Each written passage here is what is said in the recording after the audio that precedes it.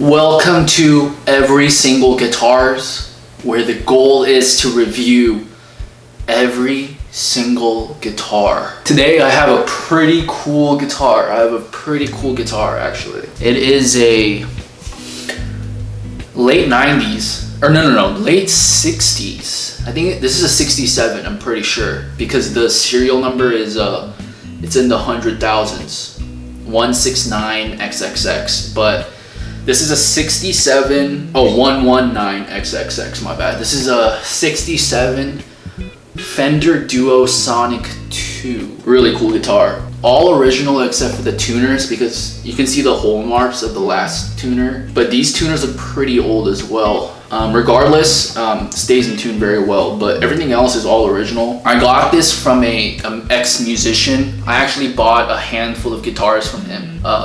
He had like a decent amount of like cool vintage, just like unique guitars, and I just bought it in bulk because I got a good, we negotiated and we got a good deal for it. Dude, this guitar, I honestly didn't even know Fender made this guitar. I actually don't know too much about this particular Fender.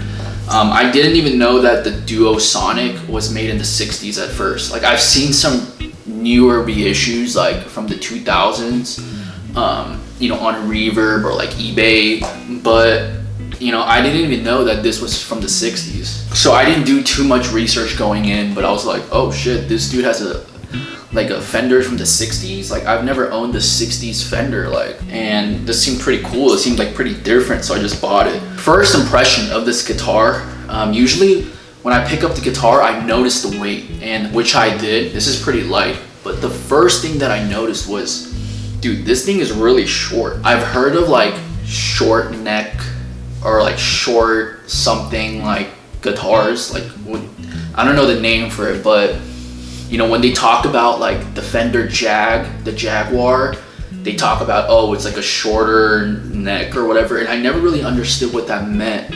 I always thought that a shorter neck was like there was less frets. So if a standard guitar has like 20, 21, 22 frets, I thought it'd be like 14 or like 16. When I sat down and played this and like fooled around with this guitar, I noticed that the fret amount is the same. This is like 12, 13, 14, 15, 16, 17, 18, 19, 20, 21. So this is 21 frets, and it's like a standard guitar, but it's just short. It's like shrunk. Now I understand what it means. So to give you guys a better explanation is, if you guys play like a Jazzmaster, which this kind of looks like a Jazzmaster, it just looks like it just feels like the guitar is just shrunk. So same frets, but the distance from one, like this metal part to the next metal part, I don't know, this is called a fret, I think. Yeah, this is the metal thing is the frets, and this is a fretboard.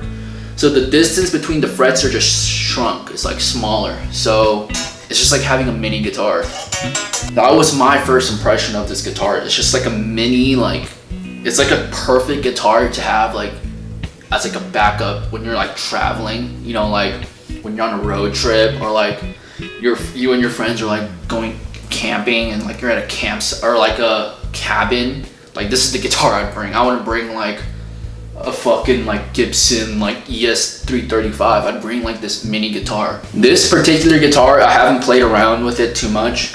I say like less than 30 minutes, but there's no it's not like a Strat where there's like the selector switch, like the 5-way selector, but all the stuff is right here on the top. It's like a switch, kind of like a Jazzmaster. And I've played around with Jazzmasters, never a Jaguar. I think this is the first like Jaguar type of guitar I played with, but this, I still don't really know the configurations of like how this works. So I've just been like playing around with it, but I know for one of the combinations, if you put it in a certain way, like there's no sound that comes out at all. It's kind of like a kill switch. This produces a pretty, unique array of tones. I can't really describe. It's like a tone that I've never heard from a Strat or like a Fender. So when I played around with it on the clean channel, I was just like, what the fuck? Like, this is like a weird. It's not weird as in bad. It's just like, it's like unexpected from a Fender. I was just like, whoa, like this is never heard this from a, you know, a Fender guitar. It's like a cool like mini guitar to have. Like this is 67, dude, but this is like in hella good condition. Like there's some like surface like scratches and like some discoloration on the pickguard, but dude, for a guitar that's like the same age as my dad, like dude, this guitar is like pretty good condition. Like on the headstock, on the wood, there's like some checking, some light checking, but it doesn't like it's not to the point where I'll get worried. It just looks like this legit looks like a vintage guitar, because it is, you know. From a structural standpoint, like this is very well made. I can tell that this is a quality guitar.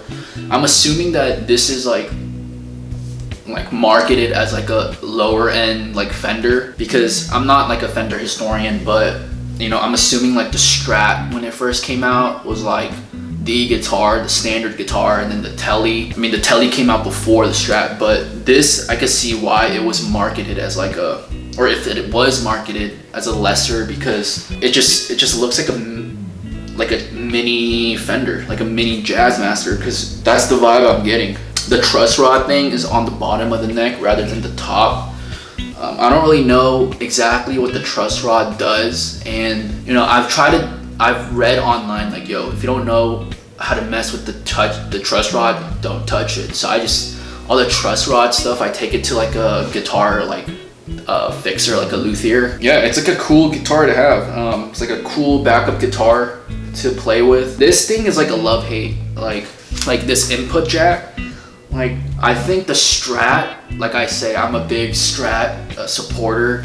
Dude, the Strat location of the input jack's location on the Strat is just perfect, dude, because it's like at an angle. If you sit down, like it doesn't break. The Telecaster and like the Gibsons, you gotta like put it right here. So like you gotta like look down. I mean, that shouldn't even be big of an issue, but it's like these minor things, you know? On a Tele or a Gibson, if you put it here, like let's say you sit down, there's like a chance of this breaking. But this one, similar to like a Jazzmaster, it's just straight on the body, so you put it right here. You know, but like I said, I'm not a musician, I don't like gig and stuff, but if I did, I feel like this would cause some problem, because you know, it's never good for a cable to be like this and then having all the weight go down, because let's say like I kind of stepped on this with a wire on the cable on accident, then this shit could just literally just break off, and I don't feel like that was like the most ideal way to put like the location of this. That's just personal preference, but overall, yeah, this is like a cool mini, like a fun, cool guitar to have, and it's like a vintage 60s Fender. I mean, it's better than paying like tens of thousands for like a 60s like Strat, you know. But dude, this is like it's like a cool piece of Fender history. It's a cool color too. It's like a light blue, sky blue kind of thing.